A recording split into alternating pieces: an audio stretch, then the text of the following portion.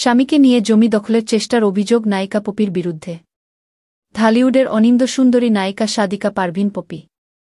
একাধিক জাতীয় চলচ্চিত্র পুরস্কারপ্রাপ্ত এই নায়িকা দীর্ঘ সময় ধরে অন্তরালে রয়েছেন। হঠাৎ করেই নিজেকে আড়াল করে নেন এই অভিনেত্রী।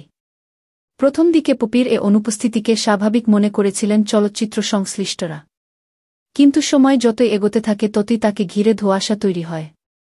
নায়িকার আড়ালে যাওয়ার রহস্য খুঁজতে বেরিয়ে আসে তার গোপন সংসার ও সন্তান জন্মের খবর। বিয়ে করে এখন পুরোদস্তুর সংসারী পপি। শোবিজে নেই তার কারও সঙ্গে যোগাযোগ। এদিকে পপির বিরুদ্ধে জমি দখলের চেষ্টার অভিযোগ উঠেছে। এ নিয়ে তার বিরুদ্ধে থানায় জিডি করেছেন নায়িকার বোন ফিরোজা পারভিন। সোমবার ৩ ফেব্রুয়ারি খুলনার সোনাডাঙ্গা মডেল থানায় জিডি করা হয়।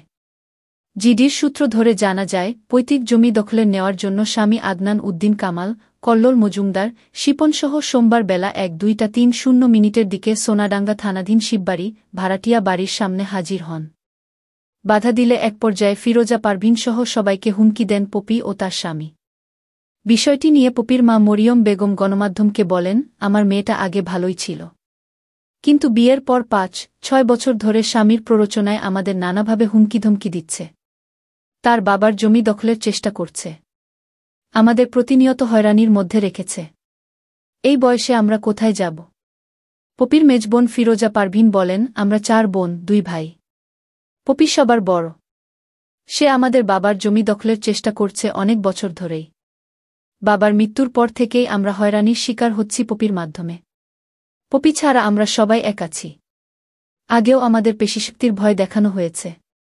বিষয়টি নায়ক আলমগীর, জায়েদ খান সহ আরও ২-১ জন জানেন। সব জানার পর আলমগীর সাহেব পপিকে বিষয়টি সমাধানের কথা বলেছিলেন। কিন্তু পপি কোনো কিছুতেই থাকছে না। সবার জমি সে একাই দখল করতে চায়। তিনি আরও বলেন, স্বামীসহ পপি খুলনায় অবস্থান করছেন। আমাদের হত্যার হুমকিও দেওয়া হয়েছে। আমরা এর সঠিক বিচার চাই। প্রসঙ্গত ১৯৯৭ সালে সোহানুর রহমান সোহান পরিচালিত আমার ঘর আমার বেহেশত সিনেমাতে অভিনয়ের মধ্য দিয়ে চলচ্চিত্রে পা রাখেন তিনি। কিন্তু তার প্রথম মুক্তিপ্রাপ্ত চলচ্চিত্র কুলি। এই চলচ্চিত্রে তার বিপরীতে অভিনয় করেন ওমর সানি। সিনেমাটি সেই সময়ে ৭ কোটি টাকা ব্যবসা করে মাইলফলক করে। এরপর আর পিছু ফিরে তাকাতে হয়নি তাকে।